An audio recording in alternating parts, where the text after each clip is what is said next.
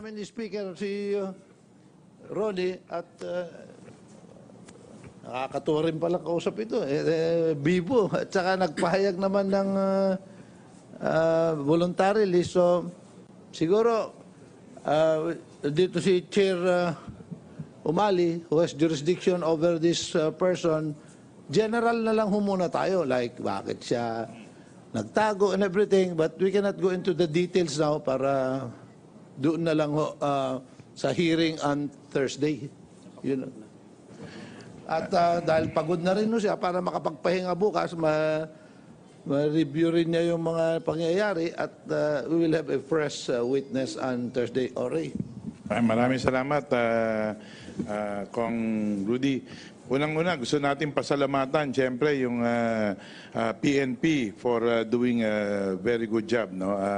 At na-aresto nga on the strength of the warrant of arrest issued by the House of Representatives. So, General De Tabali, baka pwedeng introduce muna natin yung mga pulis natin dito na bago tayo magsimula. Yes, sir. Ladies and gentlemen, good evening. May I introduce the Regional Director of Police Regional Office 1, Police Chief Superintendent Greg Pimentel, the Provincial Director of La Union, Colonel Francisco, and the Provincial Director of Pangasinan, Ronald Lee. So muli, in behalf of House of Representatives, maraming salamat at mabilis nating nagampanan ang trabaho natin at ito po ang gusto nating mangyari noon. We want to serve notice to those who we invite in Congress na huwag niyong babaliwalay ng Kongreso dahil we will catch up on you and we would like to thank again PNP for that. So siguro at this point in time, Sec Gen, siguro may magmo-moderate ba? Wala? Just recognize. Bibigyan ng mic. Sir, Tina Panganiban Perez po sa GMA. Question po ito kay Ronnie Dayan at saka rin po sa committee. Sir Ronnie Dayan, hihingi po ba kayo ng immunity kapag humarap po kayo tumestigo sa House Committee on Justice? And Congressman Umali, is the committee inclined to grant him that if he does seek immunity? Sir, kayo po, si Sir Ronnie Dayan, hihingi ba siyang immunity? And Chair Umali, ibibigay niyo po ba kung humingi siya? Sige, ikaw muna, Ron. Pwede po akong humingi, sir, ma'am. Hihingi po.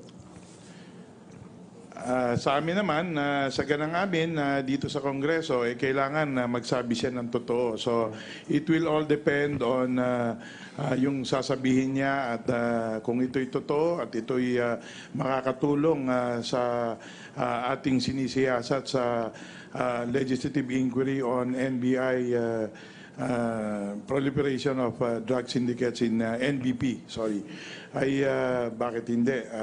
Of course, that is, we will recommend sa committee, pagbobotohan namin to, all of this will be subject to the approval of the Speaker. So, yun ang magiging proseso natin.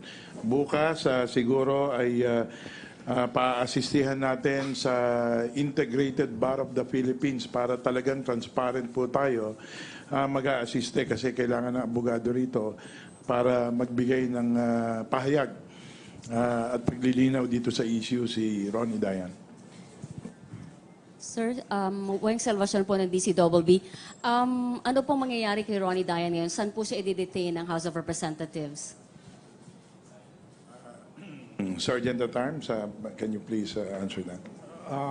Meron kaming iniisip na pinagplanuhan na at least 2 lugar dito. Pero dahil sa kondisyon niya ngayon na medyo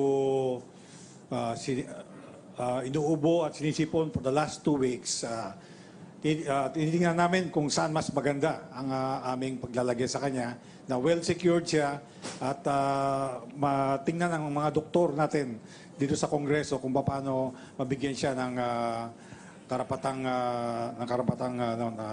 pagkalinga. Ibig po sabihin, dito siya sa loob ng Batasan Sa loob ng complex, i-detain. Yes, please. Hindi siya ilalabas ng Batasan. Kung walang order ang committee, hindi namin po siyang ilalabas. And we have sufficient number of personnel na magtutulong-tulong para pangalagaan ng kanyang kapakanan. Last na lang po kay Mr. Ronnie Dayan. Sir, mangangako ka po ba na sasabihin niyo lahat ng nalalaman niyo ng buong katotohanan? Yes, ma'am. Sir Nico Dizon from Inquirer. Para kay Ronnie, may abogado ka na ba ngayon or komportable ka ba kung ang gobyerno magbibigay sa iyo ng abogado? Sa ngayon, wala pa po ako abogado, ma'am. Kung offeran ka ng, halimbawa, ng PAW, gusto mo ba yon? Depende na lang po, ma'am, sa ibibigay sa akin. Anong nararamdaman mo ngayon? Komportable ka ba na nakikita mo lahat ng mga congressman na to at ang mga polis? Medyo kinakabahan pa, ma'am, kasi bagong huli pa tayo. Saka medyo may karamdaman pa ako kasi halos di ako makalakad. Paano mo pinaghahandaan yung hearing sa Thursday? Paghahandaan ko nga po, ma'am, bukas medyo magpapalakas tayo para masagot natin ang mga itatanong sa atin ng mga mambabatas natin. Paano mo paghahandaan kung wala ka pang abogado ngayon? Magpapaano daw ako bibigyan daw ako nila ni Kong Umali.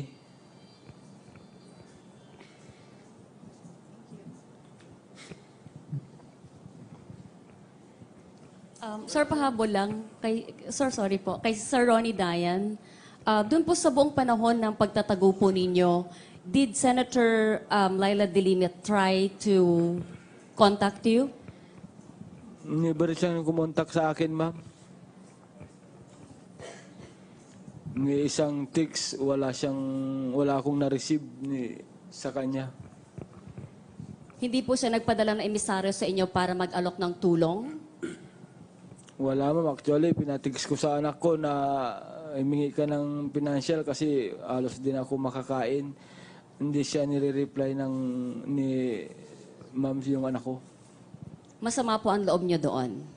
May medyo masama po, ma'am. Pero hindi naman totally masama dahil wala rin kukuha kung sakali.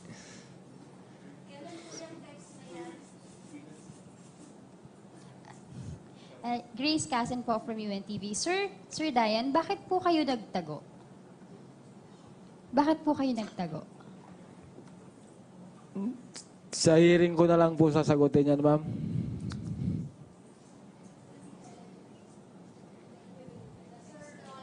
Kailan po yung text? Hindi ko na maalala, ma'am. Kasi nung gusto kong umatin ng unang supwina sa akin dito sa Congress, yun yung kasabay ng pag-text noon.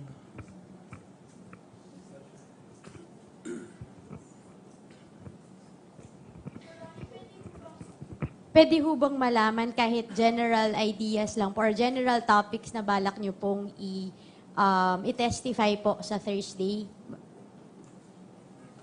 Sa Thursday na lang, ma'am. Pero, Sir Ronnie, clarify ko lang, napapanood niyo po ba o narinig niyo o nabasa niyo yung mga binanggit laban sa inyo nung mga nakaraang hearings? Pamilyar po kayo? Hindi po lahat.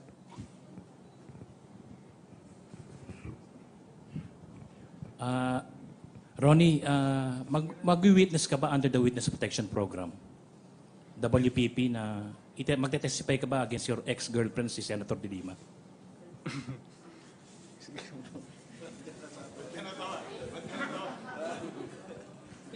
Magte-testify ka against the senator. Iko-confirm mo lahat yung congressional hearings na validated ba lahat Kung yung ano yung sinabi? itatanong sa akin ng Kongreso, yun ang sasagutin ko. Ano yung sasagutin mo? Anong klaseng sagot? Kung ano yung itatanong nila sa akin na tanong, Hindi, ang tinatanong nga nila kung involved nga si Senator De Lima eh. sinabi ko na yung kanina na nagkaroon talaga kami ng relasyon. Hindi, yung sa sa drug trade sa New Bilibid Prison. Iko-confirm mo ba lahat yung narinig sa congressional hearing?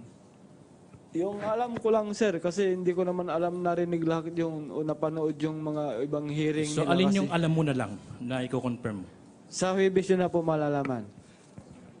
Pero in-approach ka na ba ni Secretary Aguirre na inooperan ka na baka gusto mag-witness kay ano? Hindi kay- pa ako nakakausap ni Secretary. Pero Aguirre. papayag ka mag-witness. Hindi ko pa, pag-iisipan ko pa, sir. Hanggang kailan ka magde-decide? Sa Huwebes na lang po, sir, kasi hindi ko pa talaga madesisyonan ngayon. Prior doon sa pagkakahuli mo, meron bang kumausap ng mga tao na sa iyo? Wala pa naman, sir. From the government, wala. Wala pa po. Sige. Tanong lang. Ronnie, Joyce Ila, CNN Philippines. Tanong ko lang, may natatanggap ka bang death threats recently? Wala pa naman, wala po, ma'am. Kasi may sinabi si Senator De Lima na nung nagkausap yata kayo, may mga death threats ka raw, kaya ka raw nagtatago. Wala naman po, ma'am. Thank you. Ronnie, bigla kang nakilala ng bayan dahil dito sa nangyari. Pwedeng kahit konti lang, pwede kang magbigay sa amin ng background tungkol sa sarili mo. Ba kung saan ka pinanganak, ano yung mga naging trabaho mo, paano ka di ba nung CHR pa, nagtrabaho ka kay senator, parang mga ganun klaseng background lang muna. Yun, nagkaroon kami ng nagtrabaho since ng 2007, naging driver bodyguard ako ni ma'am. Hanggang sa nagkaroon kami ng relasyon. Saka tumagal ng 7 taon. Mga ganun lang. Yun lang ang naging trabaho mo bago ka nag-CHR o bago ka naging driver bodyguard ni Senator. Since 2007 kasi ma'am, nasa ano pa kami noon, nasa law firm. CHR siya 2008 yata. Pero nakapagtapos ka ba ng college? Hindi po ma'am, high school graduate lang po ako. Oo. Tapos buong sa Pangasinan ka rin lang nakatira bago ka. Nag-driver bodyguard din po ako nagtrabaho din po ako sa Makati, sa private, ganun. Ronnie, si Senator Laila, Mara Cepeda from Rappler, si Senator Laila de Lima paulit-ulit niyang sinabi na yung House probe on the proliferation of drugs in the NBP was designed para sirain yung pangalan niya. Parang ano yung nag-convince sa'yo na mag-testify sa Thursday? Ano yung nagbago? Hindi ko pa masasagot yan, ma'am. Poprotektahan mo ba si Senator Laila de Lima? Hindi ko pa masasagot, ma'am. Pasensya na muna.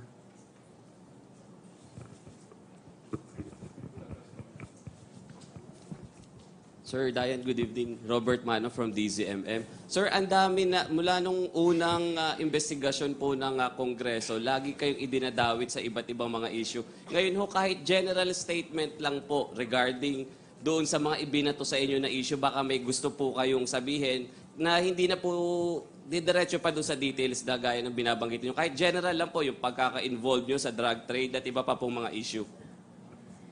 Sa drugs, never po akong ng drugs. Never akong nag-take ng drugs. Never akong nagbenta ng drugs. Talagang ayaw ko yung drugs na yan. Yung pagkakadawit sa akin sa drugs, gawa-gawa lang nila yun. Hindi po totoo yun na ako yung nagbenta ng 1 kilong drugs. Kung sino-sino sinasabi nilang tao na hindi ko naman pa nakikita. Saka yung mga nagsabi, never ko pa nakita yung sila Magleo. Never ko pa nakita yung mga yan sa Bilibid. Pero tumanggap po kayo ng drug money. Wala po akong tinatanggap na drug money sa mga drug lords. Yung si Kerwin. Kay Kerwin, meron. Pero yung drug lords na nakakulong, meron akong natatanggap. Para sa'yo? Para kay Senadora po. Kailan pa po nag-umpisa yun, sir? Yung pagtanggap na binabanggit nyo ngayon. 2014 pa yun, sir. Bago mag-eleksyon. Bago mag-decide si ma'am na tatakbo ng Ilang beses ba yan? 5 beses lang po, sir. 2014, sir, hanggang anong year yun? Hanggang doon lang po. Kasi 2015, wala na ako kay ma'am. Nag-resign na po ako eh. Bali, opo, magkano yung Okay na binibigay? siguro. Last two questions, Mr. Speaker, para Sir, mapahinga sige rin sir, naman last ito. question po on my Hindi end. ko po binibilang kung magkano yung binibigay sa akin kasi basta pag inabot lang, ilalagay ko lang sa sasakyan. Pagdating sa bahay, saka ko inaabot din kay madam. Alam po ni ma'am yan ni Senator, yung inilalagay nyo na pera. Natural, sigurado alam niya dahil siyempre titignan niya yon. Sir, last na lang po, binanggit nyo kanina na matagal kayong walang ugnayan kay Senator De Lima at nagpa-text pa kayo at hindi niya sinagot yung text na inutos nyo dun sa anak niya. Ngayon po, na lumantad na kayo, ano po yung mensaheng gusto nyong banggitin kay Senator Laila De Lima? Thank you po. Wala akong masabi. Clarify ko lang po. De, ako nga, Sir. nai-intrigue lang ako. Paano mo naman kinuha kay Kerwin yun? Kilala mo ba yun? Paano mo kinuha yung... Yung una, yun po utos ni ma'am sir. Kaya susunod lang po ako sa utos. Inutosan ka ni... Ni ma'am na may Sino, kukunin- ma'am? Ni senador, sekretary pa siya noon. Hindi pa siya naging senador. Pero sir... Sorry. Sige. May binanggit po kayo na bahay kanina. Clarify ko lang, nagli-live-in po ba kayo noong 7 years na may relasyon kayo? Sa isang bahay lang ba kayo nakatira? Yes ma'am. Okay na siguro Sir, yun. Para pahabol mapahinga po. naman ito. Oh. Conde Batak po ng RMN. Bale, sabi nyo kanina masama yung loob nyo, pero naglabas po ng statement si Senator Laila De Lima na sana tratuhin ka daw na maayos ng mga authorities. Concerned pa rin siya sa'yo, so anong ano nyo doon?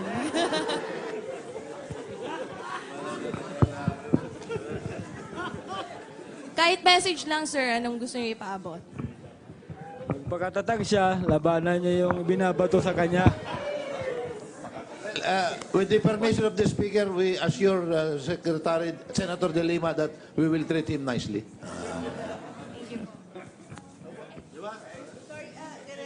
Pahabol lang ulit, sorry. May pinapatanong lang dun para sa background. Ronnie, paano ka napunta kay Senator? May nag-refer ba sa'yo? Nag-apply ka? Nag-apply po ako, ma'am. Paano mo nalaman na may job opening? May dati nung 2010 election,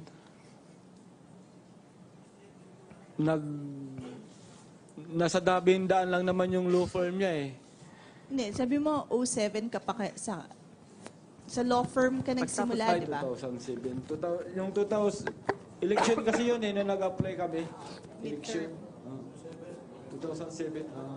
So may nakita ka lang na karatula, gano'n? Yes, ma'am. Nag-apply po ako na driver bodyguard. Natanggap naman po ako. Okay, salamat. Okay. Yeah. Okay na siguro yan. Thursday.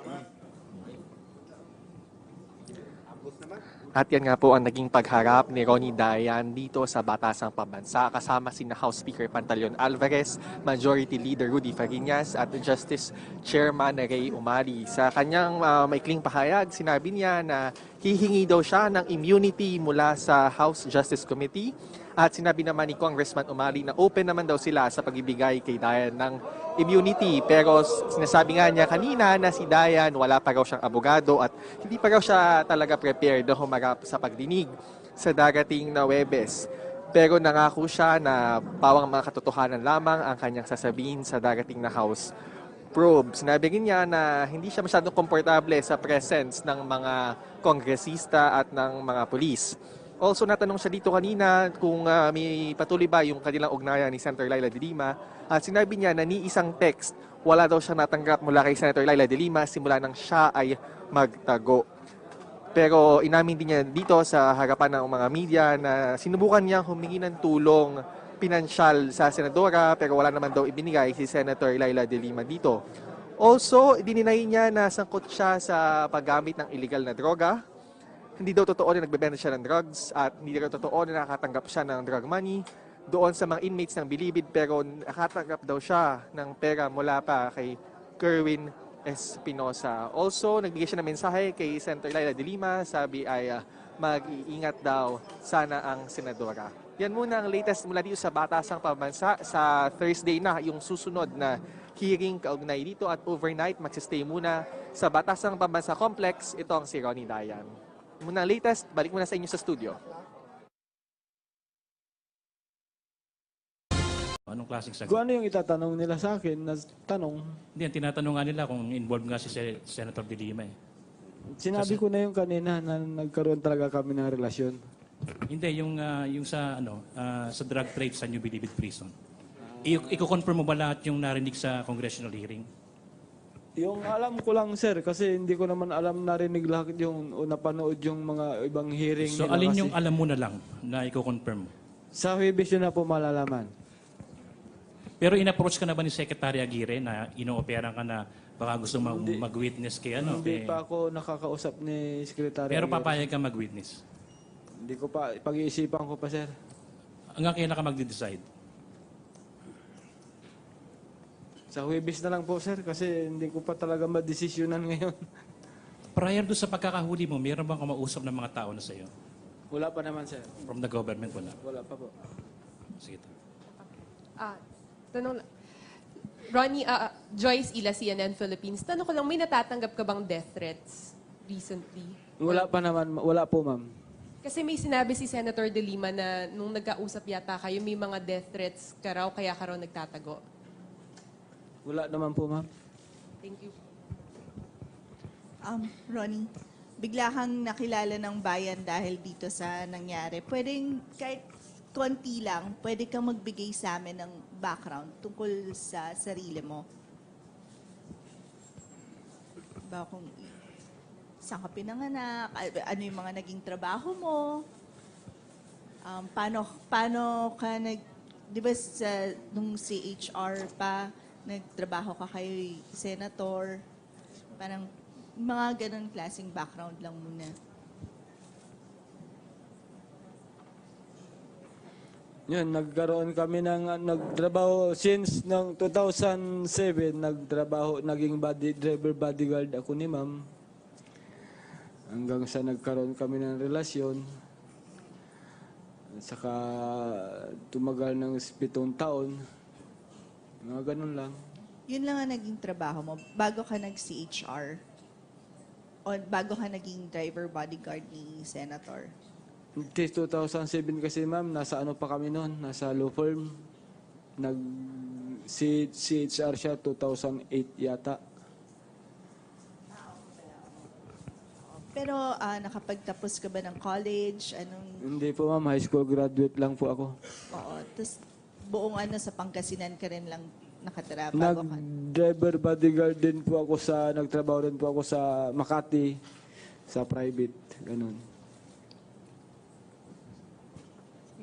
Ronnie, si Senator Laila, Mara Cepeda from Rappler, si Senator Laila de Lima paulit-ulit niyang sinabi na yung House probe on the proliferation of drugs in the NBP was designed para sirain yung pangalan niya bilang parang... All depend on yung sasabihin niya at kung ito'y totoo at ito'y makakatulong sa ating sinisiyasat sa legislative inquiry on NBI proliferation of drug syndicates in NBP, ay bakit hindi? Of course, that is, we will recommend sa committee, pagbobotohan namin to, all of this will be subject to the approval of the Speaker. So, yun ang magiging proseso natin. Bukas, siguro ay pa-assistihan natin sa Integrated Bar of the Philippines para talagang transparent po tayo. Mag-a-assiste kasi kailangan ng abogado rito para magbigay ng pahayag at paglilinaw dito sa issue si Ronnie Dayan. Sir, Weng Salvacion po ng DCWB. Ano pong mangyayari kay Ronnie Dayan ngayon? Saan po siya i-detain ng House of Representatives? Sergeant at Arms, can you please answer that? Meron kaming iniisip na pinagplanuhan na at least 2 lugar dito. Pero dahil sa kondisyon niya ngayon na medyo inuubo at sinisipon for the last 2 weeks, tinitingnan namin kung saan mas maganda ang aming paglalagay sa kanya, na well-secured siya at matingnan ng mga doktor natin dito sa Kongreso kung paano mabigyan siya ng karapatang pagkalinga. Ibig po sabihin, dito siya sa loob ng Batasan Sa loob ng complex i-detain. Yes, please. Hindi siya ilalabas ng Batasan. Kung walang order ang committee, hindi namin po siyang ilalabas. And we have sufficient number of personnel na magtutulong-tulong para pangalagaan ng kanyang kapakanan. Last na lang po kay Mr. Ronnie Dayan. Sir, mangangako ka po ba na sasabihin niyo lahat ng nalalaman niyo ng buong katotohanan? Yes, ma'am. Sir Nico Dizon from Inquirer. Para kay Ronnie, may abogado ka na ba ngayon or komportable ka ba kung ang gobyerno magbibigay sa iyo ng abogado? Sa ngayon, wala pa po akong abogado, ma'am. Kung offeran ka ng PAW, gusto mo ba yon? Depende na lang po, ma'am, sa ibibigay sa akin. Anong nararamdaman mo ngayon? Komportable ka ba na nakikita mo lahat ng mga congressman na to at ang mga polis? Medyo kinakabahan pa, ma'am, kasi bagong huli pa tayo. Saka medyo may karamdaman pa ako kasi halos di ako makalakad. Paano mo pinaghahandaan yung hearing sa Thursday? Paghahandaan ko nga po, ma'am, bukas medyo magpapalakas tayo para masagot natin ang mga itatanong sa atin ng mga mambabatas natin. Paano mo paghahandaan kung wala ka pang abogado ngayon? Magpapaano daw ako kay... Bibigyan daw ako nila Kong Umali.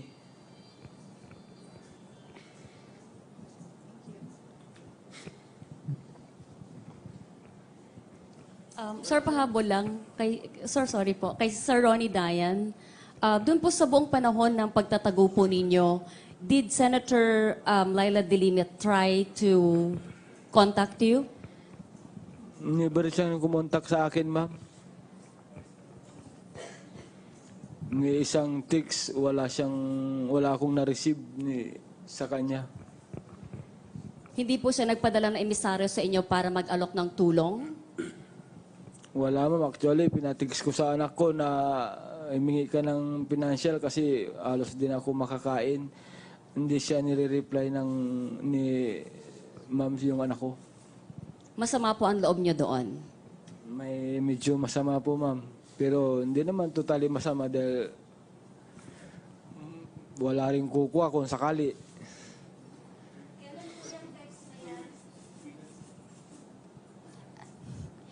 Grace Casen po from UNTV. Sir Dayan, bakit po kayo nagtago? Bakit po kayo nagtago? Sa hearing ko na lang po sasagutin yan, ma'am.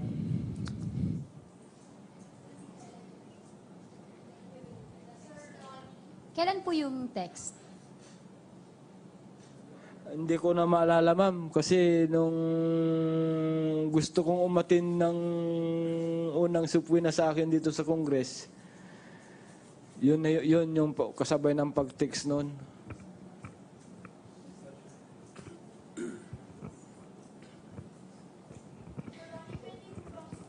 Pwede ho bang malaman kahit general ideas lang po or general topics na balak nyo pong i-testify po sa Thursday? Sa Thursday na lang, ma'am. Pero, Sir Ronnie, clarify ko lang, napapanood niyo po ba o narinig niyo o nabasa niyo yung mga binanggit laban sa inyo nung mga nakaraang hearings? Familiar po kayo? Hindi po lahat.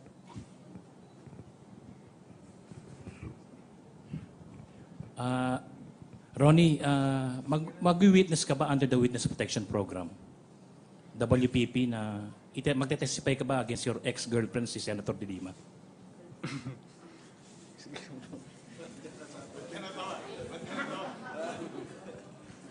Magte-testify ka against the senator.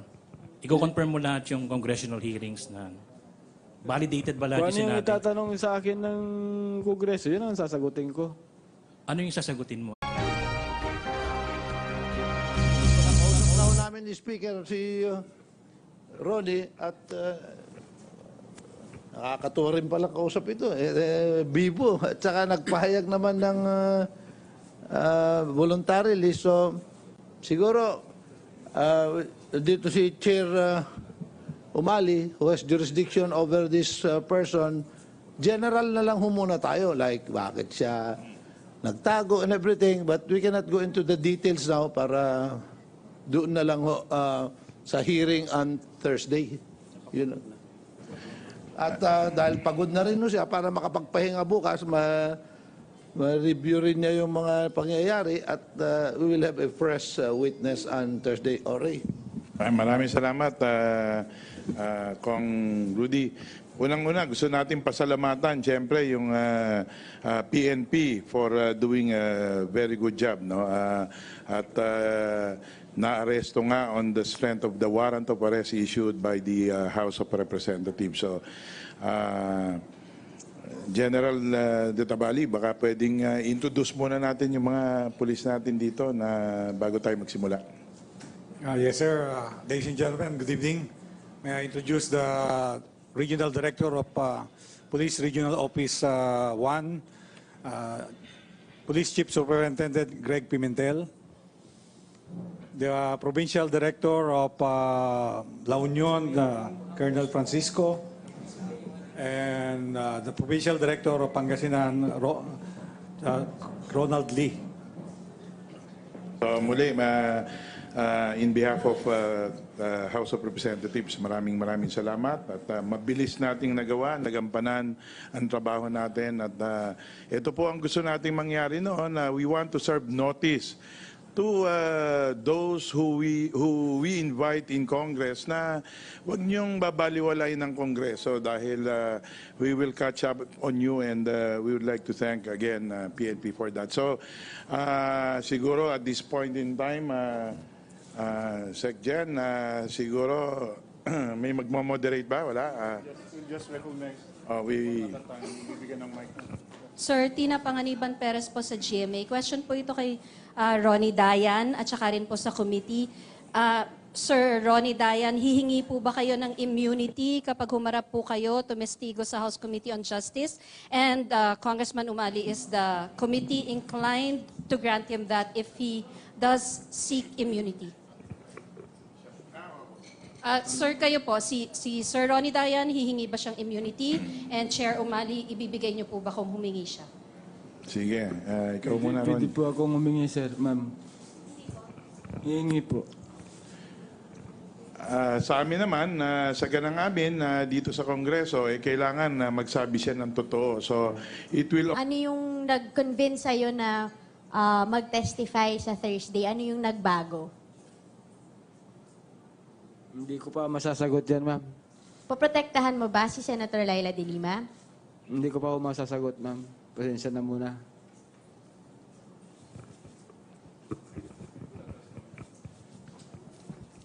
Sir Dayan, good evening. Robert Mano from DZMM. Sir, ang dami na, mula nung unang investigasyon po ng Kongreso, lagi kayong idinadawit sa iba't ibang mga issue. Ngayon ho, kahit general statement lang po regarding doon sa mga ibinato sa inyo na issue, baka may gusto po kayong sabihin na hindi na po didiretso pa doon sa details na gaya ng binabanggit nyo. Kahit general lang po yung pagkaka-involve nyo sa drug trade at iba pa pong mga issue. Sa drugs, never po akong ng drugs. Never ako nag-take ng drugs. Never ako nagbenta ng drugs. Talagang ayaw ko yung drugs na yan. Yung pagkakadawit sa akin sa drugs, gawa-gawa lang nila yun. Hindi po totoo yun na ako yung nagbenta ng 1 kilong drugs. Kung sino-sino yung sinasabi nilang tao na hindi ko naman pa nakikita. Saka yung mga nagsabi, never ko pa nakita yung sila Magleo. Never ko pa nakita yung mga yan sa Bilibid. Pero tumanggap po kayo ng drug money? Wala po akong tinatanggap na drug money sa mga drug lords. Yung si Kerwin. Kay Kerwin, meron. Pero yung drug lords na nakakulong, meron ako natatanggap. Para sa'yo? Para kay Senadora po. Kailan pa po nag-umpisa yun, sir? Yung pagtanggap na binabanggit nyo ngayon. 2014 pa yun, sir. Bago mag-eleksyon. Ay, bago mag-decide si ma'am na tatakbo ng ano. Ilang beses ba yan? 5 beses lang po, sir. 2014, sir, hanggang anong year yun? Ganda lang po. Kasi 2015, wala na ako kay ma'am. Nag-resign na po ako eh. Bali, opo, magkano yung Okay na binibigay? siguro. Yung hinihingi? Last 2 questions, Mr. Speaker, para Sir, mapahinga sige rin sir, naman last ito. question po on my Hindi end. ko po binibilang kung magkano yung binibigay ni sa akin kasi basta pag inabot lang, ilalagay ko lang sa sasakyan pagdating sa bahay, saka ko inaabot din kay madam. Alam po ni ma'am yan, ni Senator, yung inilalagay nyo na pera. Natural, sigurado alam niya dahil siyempre titignan niya yon. Sir, last na lang po, binanggit nyo kanina na matagal kayong walang ugnayan kay Senator De Lima at nagpa-text pa kayo at hindi niya sinagot yung text na inutos nyo dun sa anak niya. Ngayon po, nalumantad na kayo. Ano po yung mensaheng gusto nyong banggitin kay Senator Laila De Lima? Thank you po. Wala akong masabi. Clarify ko lang po. Ako nga, Sir, ako, sir. nai-intrigue lang ako. Paano mo naman kinuha kay Kerwin yun?